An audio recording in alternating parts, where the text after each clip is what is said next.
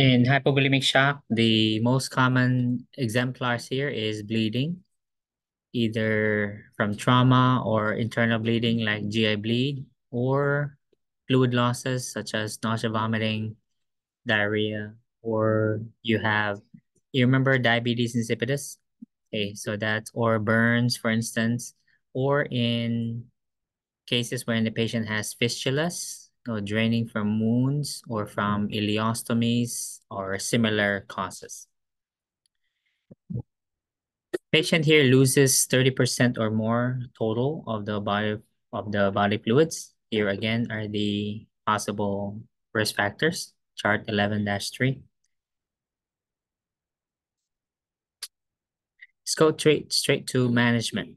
So as far as signs and symptoms, we already discussed it on the stages, okay, from progressive, because it follows the same pattern. So the blood pressure drops, and then sympathetic nervous system stimulation begins, and then the manifestations will be the same. As far as management, it's fluid and or blood replacement. Simple as that. This is only for treating shock though. You still have to treat the underlying cause, meaning treat diabetes insipidus, treat the burns, treat the diarrhea, the nausea, vomiting, treat the bleeding, the cause of the bleeding. So we already did blood product procurement and the blood transfusion procedure, as well as the indications last semester. So they'll be retested again for exam 1 and also in exam 3, I believe, and definitely the final.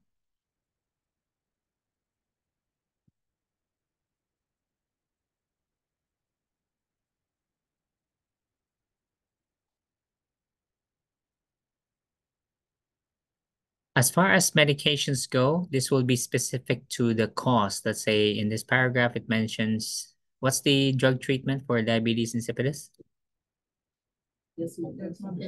Okay, desmopressin, which is a synthetic vasopressin. Other medications here, if the patient doesn't respond to fluids, the patient will receive vasoactive medications, right? So same norepinephrine, dopamine, dobutamine, etc. Only if they don't respond to the fluid replacement.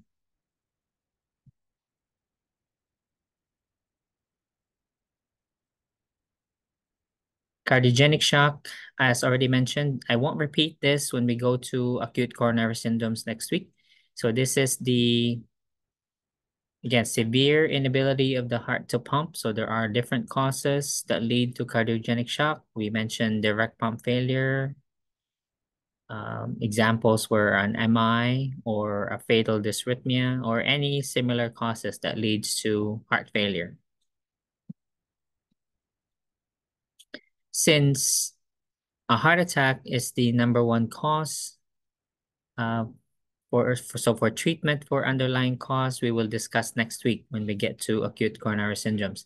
Here, though, since this is the treatment for cardiogenic shock only, not necessarily the treatment for the MI or whatever led to the cardiogenic shock, this condition is simply given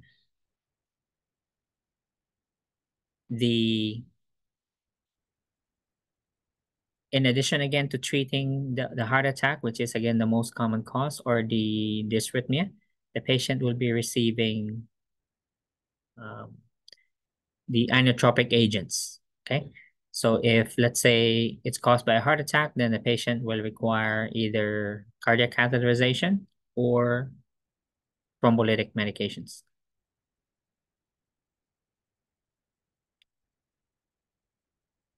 Just like any other forms of shock, oxygen is priority. Pain control achieved by morphine IV administration. The morphine here can be given as often as every few minutes, every 15 minutes to every hour to control chest pain. Then to prevent further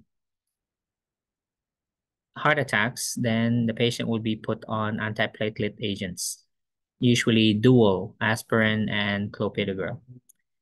Hemodynamic monitoring for patients in cardiogenic shock. I already explained before the break about the insertion of the pulmonary artery catheter, and then we monitor central venous pressure and pulmonary artery pressure as well. Fluid only as necessary, as we kept saying earlier. Why is fluid not helpful in cardiogenic shock? Because this causes increased preload, correct? So which we want to decrease instead of increase. So only conservative fluid administration, only as necessary.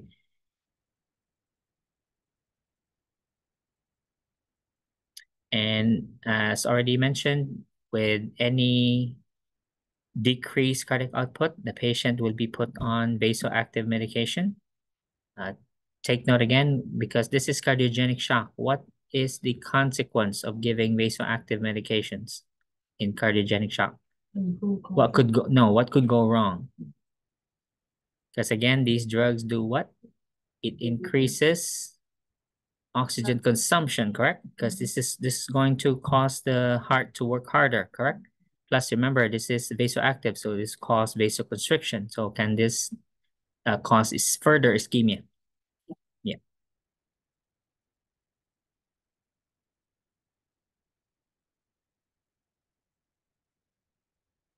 All right, so these are the drugs already mentioned earlier during before the break. So under vasoactive medications, dobutamine, dopamine, nitroglycerin, and norepinephrine. We'll skip the mechanical assist devices because these are specific to critical care only, and you are not expected to work in critical care right after graduation. We'll skip intra-aortic balloon pumps as well. Let's finish up with prevention. So as I said, what's the most common cause of cardiogenic shock? A heart attack, right? So prevention of an MI. So identifying at-risk patients who are high risk for heart attacks. So those with metabolic syndrome. So who are those with metabolic syndrome again? Abdominal obesity, high cholesterol, hypertension, diabetes.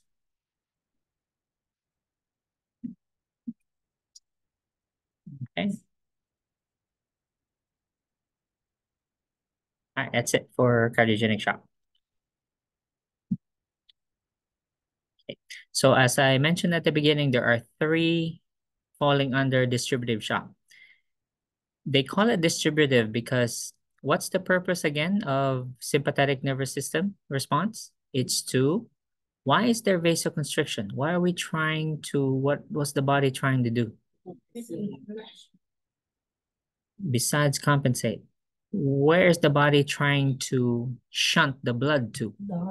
Only to the central organs, right? So away from the periphery and toward the central organs, the heart, the lungs, and the brain, which are your vital organs. Now, in this particular type of shock, there is maldistribution because instead of vasoconstriction, there is vasodilation. If that's the response, then every single hair strand, every hair follicle, the toes, the fingers will receive blood along with the rest of the body. Now, is that efficient in an emergency situation, a life-threatening situation? No, that is maldistribution. That shouldn't be. We should only shunt blood toward the vital organs. Skin, hair follicles, they're non-vital. So you shouldn't give blood to those parts of the body. Okay, shunt only. So that's why they call it a distributive type of shock. Or the proper name, in my opinion, should be maldistribution. So let's begin with one type, which is, I don't know which one though. Oh, let's do septic shock since it's here. And then we'll proceed with anaphylactic and neurogenic shock afterwards. So in septic shock, so the origin here obviously is an infection. So it can be local or it could be a blood infection. Obviously, if it starts local, then it escaped local control and became systemic, correct? Okay. So look at this paragraph here. despite the increased sophistication of antibiotic therapy. So talking about pre-World War to now, can you compare the difference with advances with our treatments compared to, the 1800s to now? I mean, drastic improvement, right? Like night and day. So we're very advanced today. But yet, look at what this statement is saying. Despite all this, it's still the leading cause of death. It continues to have a high mortality because of, remember what I said earlier about the body's self-destructive response to a severe injury? The capillary leak syndrome. Okay, so that response is really ineffective, right? Why would the body do that? Why would it go into a self-destructive state wherein it develops DIC, it develops ARDS, it responds by capillary leak syndrome, right? Imagine that. Is it really efficient to react that way? No, but we cannot stop that though. So unless we can figure out a way to stop the increased capillary leak syndrome, then we cannot stop sepsis. Okay, and then it will continue to have a high mortality because it's really that self-destructive process, the increased capillary membrane permeability, that is what leads to the consequences of sepsis. So let's begin. So people at risk, obviously, age. So the older you are, over 65, you're high risk.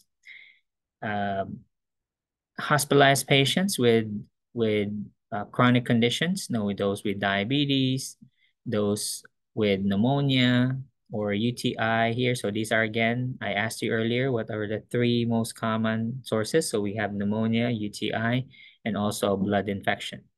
Blood infection you can get from common wounds. Let's say you get a boil in your groin. Is that the best place to have a boil? No, like an infected pimple. Or the pimples right between your anus and your vagina. Okay, so that's the worst spot to get one, right? So that's guaranteed to enter the bloodstream, correct? Because those wounds will get infected. Or from COTI, you guys mentioned catheter-associated urinary tract infections earlier. So we have several, let's just call them portals of entry, okay? And we obviously have a susceptible host here in the older adult. Then we have the organisms that will be transmitted via several modes of transmission, through the skin, through droplet, through contact, or through the bloodstream. So is it better to treat or prevent septic shock or sepsis? Prevention. Okay. So prevention, what is our universal prevention? Okay, universal precautions, right? If it's wet, don't touch it. Wash your hands before and after patient contact. Encourage the patients to do the same, blah, blah, blah. Other interventions, because we know that these are the causes right here. So we identify the high-risk population. So therefore, those are what we target. So if it's from a catheter, then take out the catheter as soon as possible.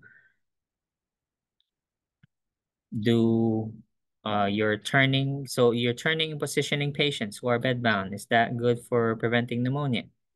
Coughing and deep breathing. The use of the incentive spirometer. Okay, perineal hygiene. Okay, so oral hygiene. Yes. And then those with mechanical, airways, plastic airways and mechanical ventilators, yeah, you do oral hygiene as well, right? Then early ambulation, etc. So here are your patients at risk, chart 11-5. So this one will include everybody. Okay, for septic shock, so immunocompromised, old, or invasive procedures, or malnourished patients. Now, for neurogenic shock, this is the second distributive shock. The number one cause is spinal cord injury. Now, spinal anesthesia is here because let's say, who has received spinal anesthesia here? An epidural.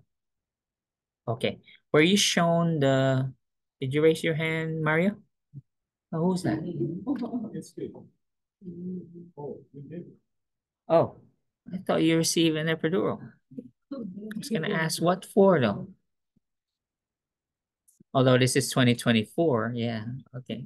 Anyway, were you shown the size of the needle before they injected it to your spine? Okay, is it small? Was huge and long, right? Okay, it's like a pencil, right? It's huge. It's a huge catheter. So imagine that they inserted that between L1, L2. You think the hole left behind by that needle will close in 24 hours?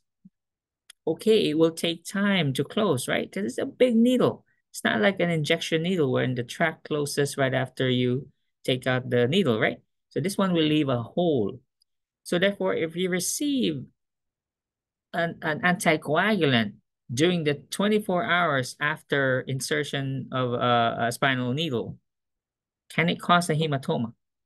Yes, that's one of the frequent causes. So some nurses forget or forgot, oh, this patient received an epidural. I shouldn't give them any heparin products. Okay, but then we forget and then it's too late now. Now the patient develops a hematoma in the spinal column. Can that result in a spinal cord injury? Yes or no? Oh, you have a hematoma in your spinal column. Yes, that's spinal cord injury. Okay, so that's the cause. That's how a spinal anesthesia leads to spinal cord injury and therefore neurogenic shock. Anaphylactic shock, of course, this is hypersensitivity to food, substance, or a drug.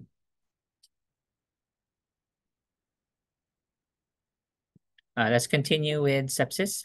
So this is how it occurs. So we start with either local infection, pneumonia, UTI, or an infected wound. And then it escapes local control, now enters the bloodstream.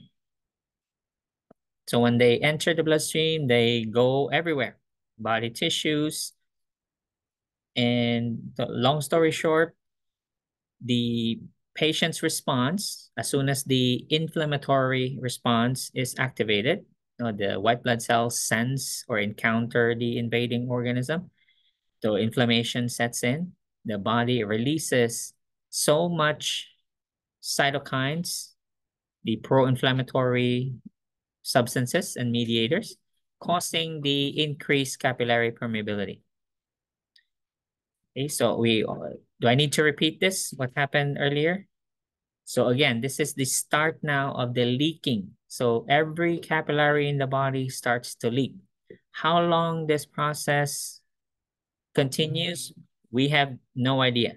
We just know that it lasts anywhere between 12 to 36 hours. It varies from patient to patient. And it's also going to last longer depending on the severity of the infection.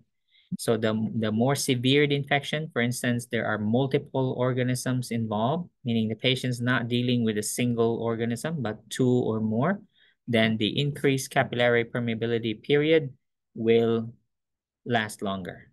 It really depends on the severity of that infection. So this is what we call systemic inflammatory response syndrome. There is criteria. We don't have the criteria here, but it's a long list. Let me just show you online if you want to search for it. Look at the criteria. It's a long list. Here's a short one, but doctors usually don't use the short version. It's a long SIRS criteria. This one looks long. Okay, so here it is. So if the patient scores 2 or more, meaning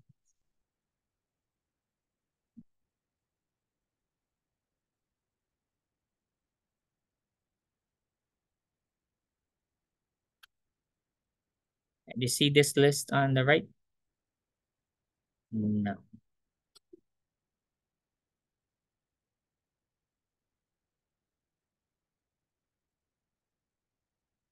You see this list here? So you only need to score 2. You can't read it, right? You can't read it. Okay, let me read it.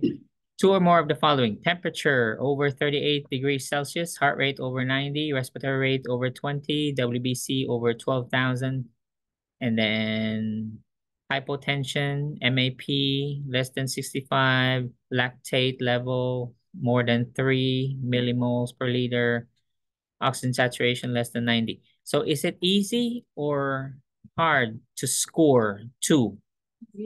Very easy. So a patient can easily score 2 or higher to meet SIRS criteria. So if a patient meets that, then we will immediately, because of the high mortality of sepsis, we will immediately institute the sepsis bundle. We'll get to the bundle under management. So here are a few of the criteria I read on that internet source. So these are some of the criteria, okay, but it's not exclusive. So there are other criteria here. Let's say INR. INR is elevated, meaning when the INR is elevated, that means is there liver damage already? Yes, because the liver makes the clotting factors, correct? So let's say urine output. If the urine output is less than 0.5 mLs per kilogram per hour, is that also a criterion? Yes. So this list again is short. So there's a long list. Okay. So it's again easy to score 2. You only need 2. 2 or more points, then you are in SIRS already. And as I mentioned, we cannot stop the release of these pro-inflammatory cytokines. Okay, no amount of steroids will stop it. The body just releases it. Okay, again, this is what I refer to as a self-destructive response to an injury, especially infection. So DIC will start, ARDS will start. Okay.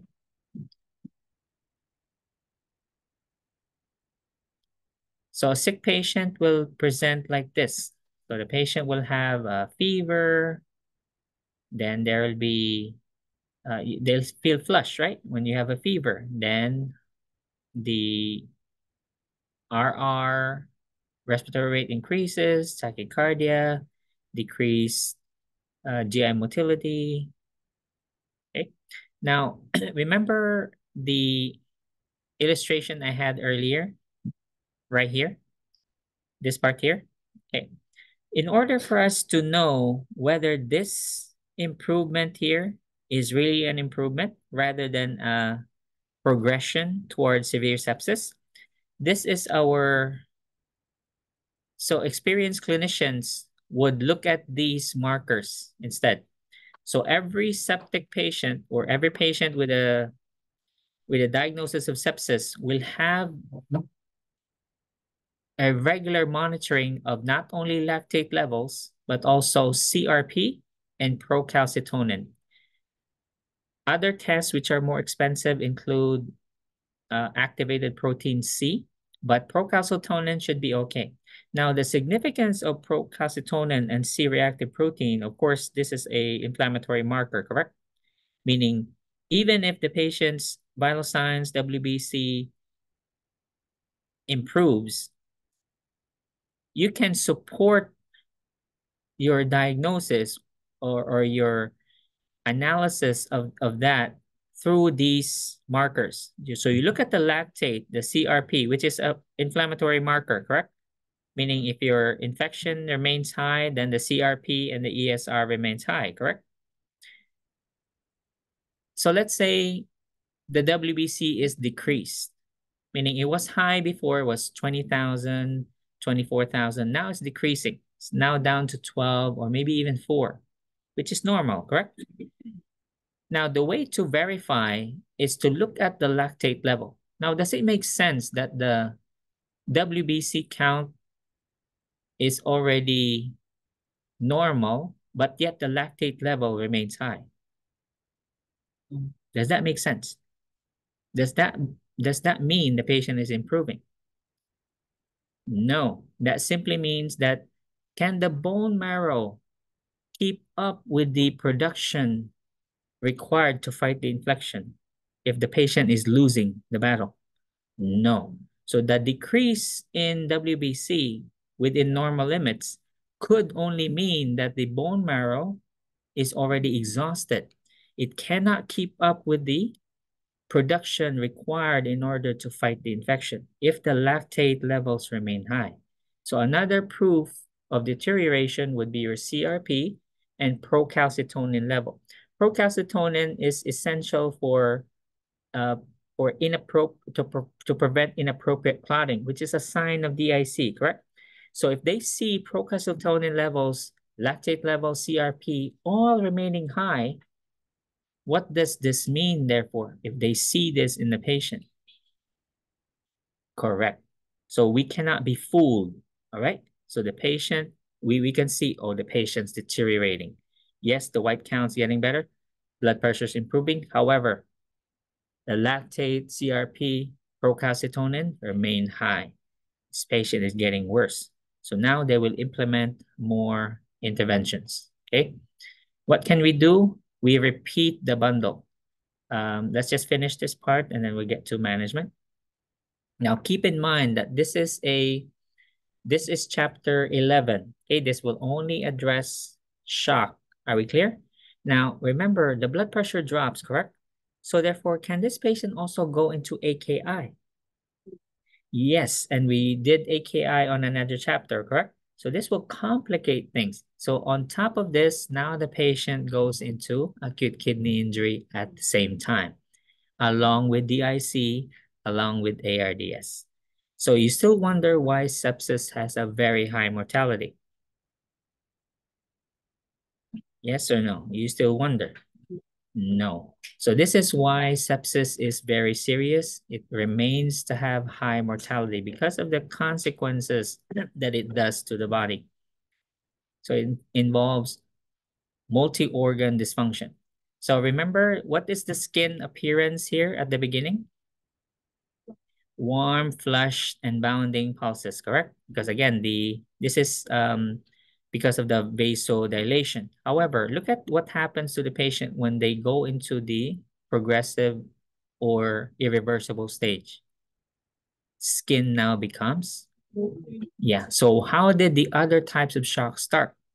They started like this, right? So they started cool, pale, unmottled, and then they deteriorated. Here, how did the septic patients present first? Warm, flush, and then when they get worse, then they become, skin becomes cool, pale, and mottled, clammy. Right? So again, this is one of the important items that we need to monitor. I'll just share one experience briefly, just for a few seconds. So my first couple of years as a nurse, so I remember exactly. She was in room 220, right across the nurse's station. So I got her the night before. She came in with pneumonia, just simple pneumonia. She was in her 70s, lives alone, elderly lady. So she told me about her life story and everything. Next day, I saw her because she looked pretty bad when I got her. She was still on the regular med-surg floor. So next day, next night shift, I saw her, took her vital signs, and I compared it from the other day. And I showed her on the screen. I said, look at you. Hey, this is what you looked like last night. And see, this is your labs last night. Okay, I explained to her, hey, look at that. Look at your WBC. Okay, it's going down. See that? We gave you, these 2 antibiotics yesterday. Look, responding very well. Okay, so you should be on your way now. Okay, home. I would be surprised if we switch to oral antibiotics tomorrow. Okay, and then we'll switch the steroids to oral, and then you'll be sent home. Okay, 5 o'clock later in that shift, she was now unresponsive. So this is what happened to her. That's what happened to her. This is what's happening when I got her, when I took the vital signs at that time. Okay, and then just a few hours later, that was 11 o'clock, 5 a.m., she was now unresponsive. So that's how quickly sepsis can deteriorate. Okay, so it's just a matter of hours. And sometimes that could mean between blood pressure takes, right? So let's say you could totally miss it. Let's say you took vital signs at midnight, and they never saw the patient until 4 a.m. until you check the vital signs again. So those between 12 and 4, it could occur right there. All right. That's what happened to my poor patient. Okay, let's get to the management now. So we have bundle. So what's a bundle going to do? It's like a core measure. Okay, so it's a standardized management. So all septic patients will receive the same thing. Okay, so we call that the 2016 Surviving Sepsis Campaign. We'll look at the bundle shortly. Of course, we will have to, so I mentioned the core measure for surviving sepsis.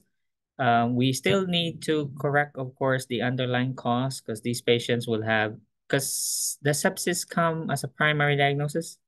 No, they had what? Pneumonia, UTI, or any wound, right? Okay.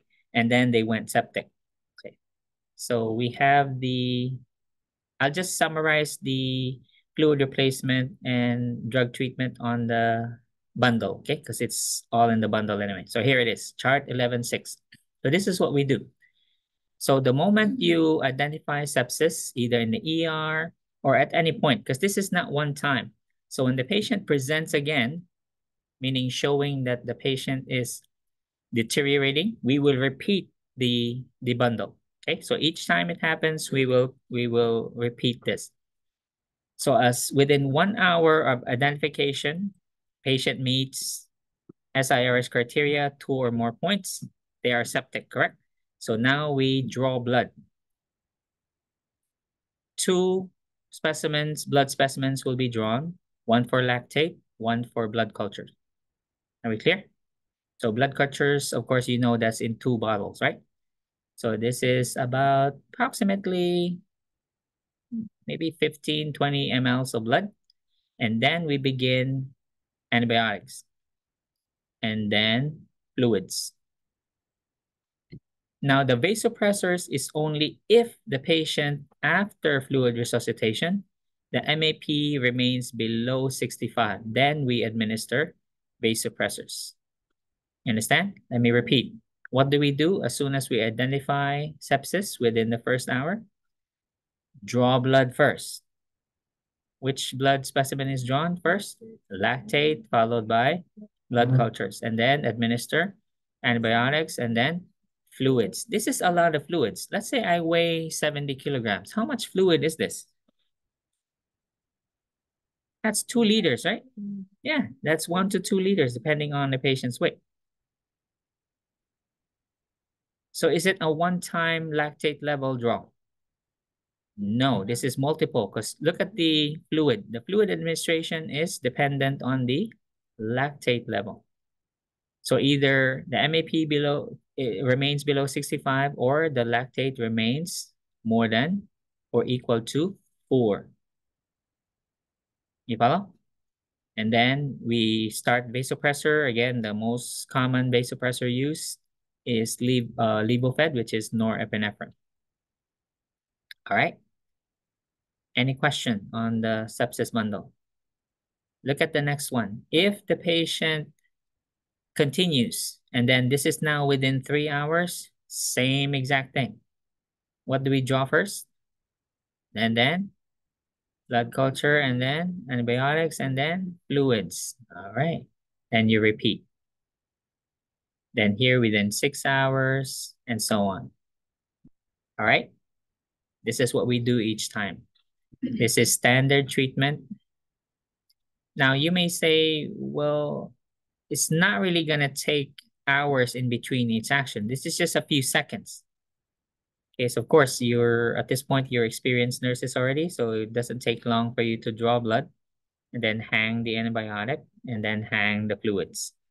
Okay, it's not like you draw this now and then, unlike in our simulation scenario right now, you guys are a little slow, right? But once you start working, you're going pretty fast.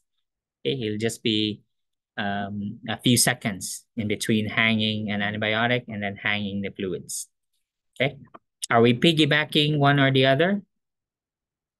Or are they both on a primary line? What do you mean? Okay, primary lines, right? Okay, because we need the antibiotics running, we need the fluids running at the same time. What about when we need the vasopressor? Also on a separate line. So you understand why we can easily consume or use up all the IV pumps on the floor just for one patient? Yep.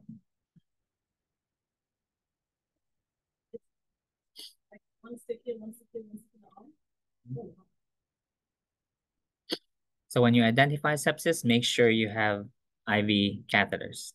Okay, should have at least two. 3 is good. Make sure they're big. Okay, they're 18, 20. A 22 will be useless at this point because you need rapid. Because even if you have a 22, that's not going to take, let's say if your fluids are running 1000 ml per hour, a 22 is not going to handle that. It's too small. Okay, these are rapid fluids. So you need a 20 or bigger. Right? And then you save this patient's life. Okay? And then they'll be awake again, thanking you. Family will come visit. Oh, you saved their life. Or you get chewed out because they were dirty. Okay. Because in all of this, the patient craps themselves. You didn't have time to clean them because you were busy drawing blood, hanging antibiotic, and then the IV fluids, and then the vasopressors. And then just wrong timing, you just finished that, and then you were just taking a breather. You went like that.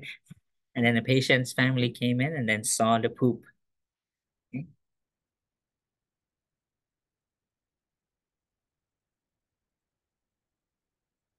So prevention is emphasized here. We shouldn't have allowed the patient to become septic in the first place. But most cases, these patients were already septic from home or from a nursing home. All right, that's the usual scenario. They come into the ER already septic. Okay. A few cases, yeah, we get sepsis that starts in the hospital. Patients with a Foley or develop pneumonia from the ventilator. So those are the cases that we own. But most cases, again, they were already septic from home.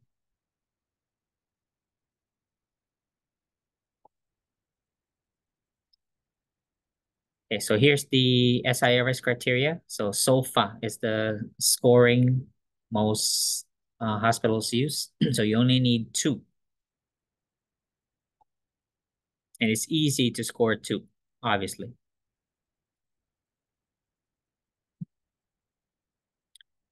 You can disregard Muse. Okay? And again, we're not the ones diagnosing the patient, so you can skip the. You just need to be familiar about the SIRS criteria. Any question on sepsis? Okay, let's finish up the class. Neurogenic shock. So this is quick because is this an emergency? Yes, this patient will die. This is a life-threatening emergency. And what is the most common cause of neurogenic shock again? We had a table earlier, spinal cord injury. So this is likely to occur during the first 24 to 36 hours of the spinal cord injury. Okay, very seldom does this happen after that. So during the acute episode of spinal cord injury, the patient can go into neurogenic shock. There are 3 manifestations to identify neurogenic shock. What are they? 1, blood pressure low. 2, bradycardia. 3, respiratory distress. Okay, the patient has a hard time breathing.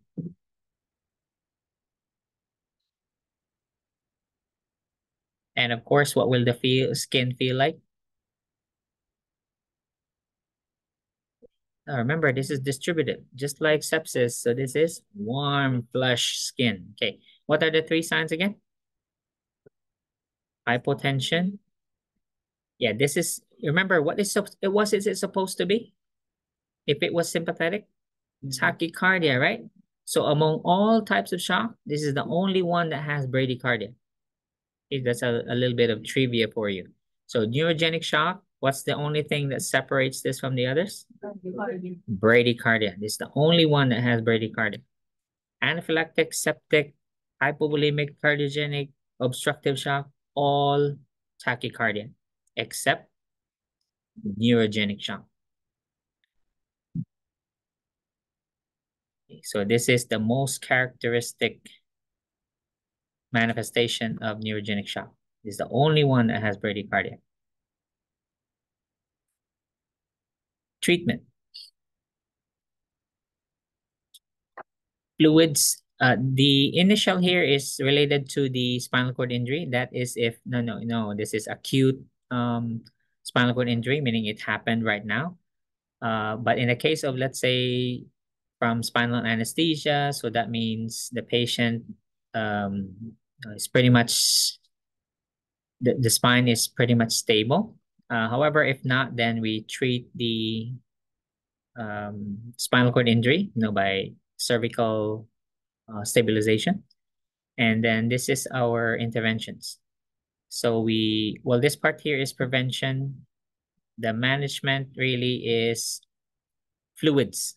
Fluids first, followed by vasopressors. And what do we do with the bradycardia?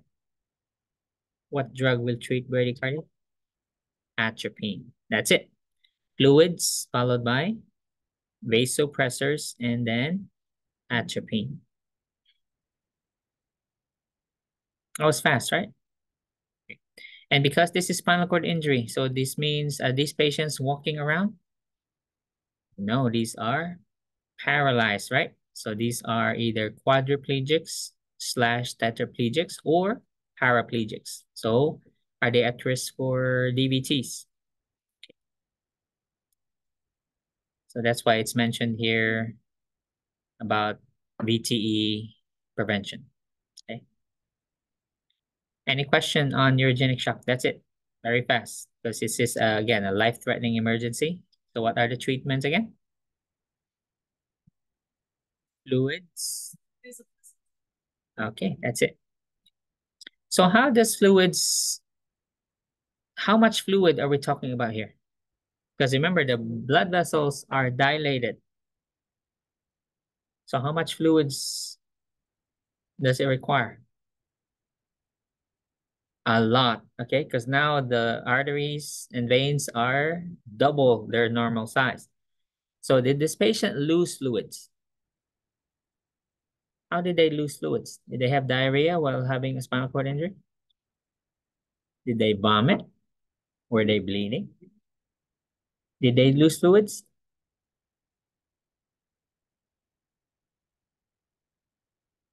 Why are we giving so much fluids if they didn't lose any?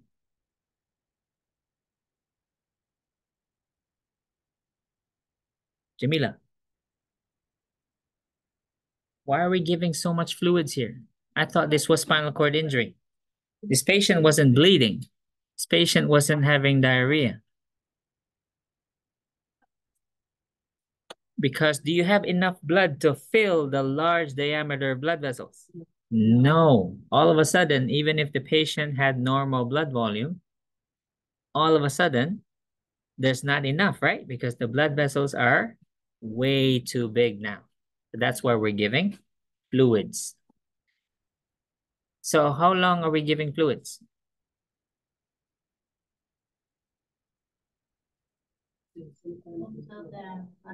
Till the cows come home?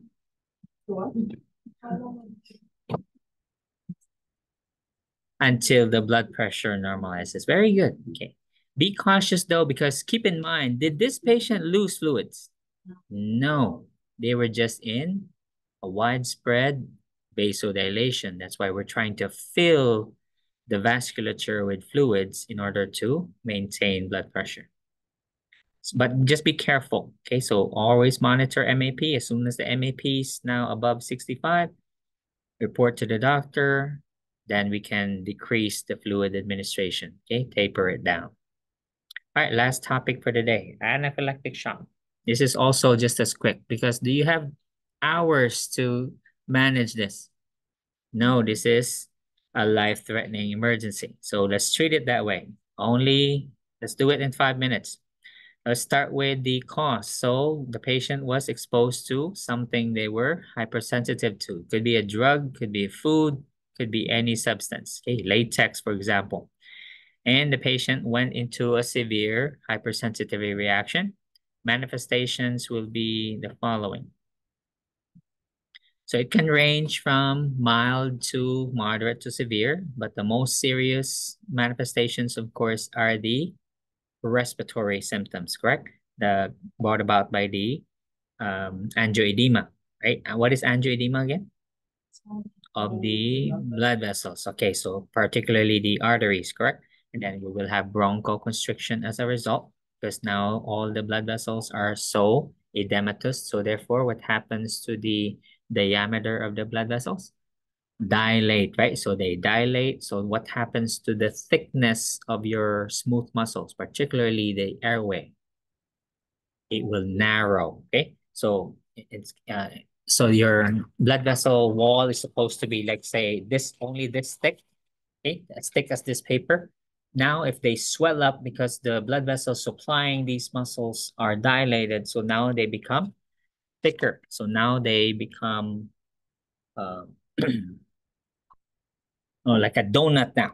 Okay, so now the hole, instead of the diameter of your airway being this big, if it gets really thick, the walls become thick. Now the diameter becomes smaller. So now the patient can't breathe. Okay, so these are the manifestations. Okay, again, from mild to moderate to severe. The most serious, again, is the airway manifestations. So once we hit bronchospasm now, laryngeal edema, then it is an emergency. Patient will die within 2 minutes. So management. It depends on the scenario. Where are we? So let's say the scenario is you're giving an antibiotic and then the anaphylactic shock occurs. So what's your first action? Stop it. Very good. Stop the antibiotic. We'll get to the drug management afterwards. So let's do another scenario.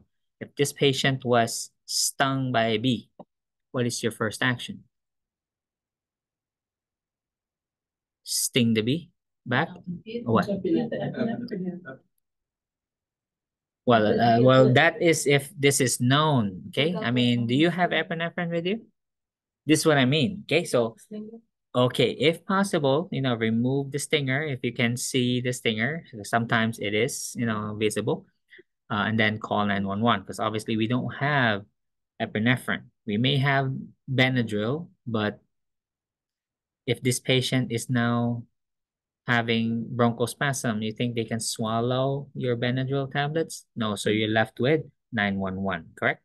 So let's go back to our scenario. So let's say they were in the hospital when this occurred, because if it was in the community, that's your only solution, is to call 911. I mean, we don't have epinephrine unless you've been diagnosed with anaphylactic shock prior, then you will be prescribed, right? You have 2 epinephrine injections at home, right? You always have 2. Um, so in the hospital, so patient, let's say, made it to the hospital. History, okay, yeah, stung by a bee or ate peanuts, whatever they were allergic to. What's the first intervention? What is given first? Let's say, we're past that. Okay, so now here we are. The patient showed up like this. What's your first? Here, what is this medication that restores vascular tone?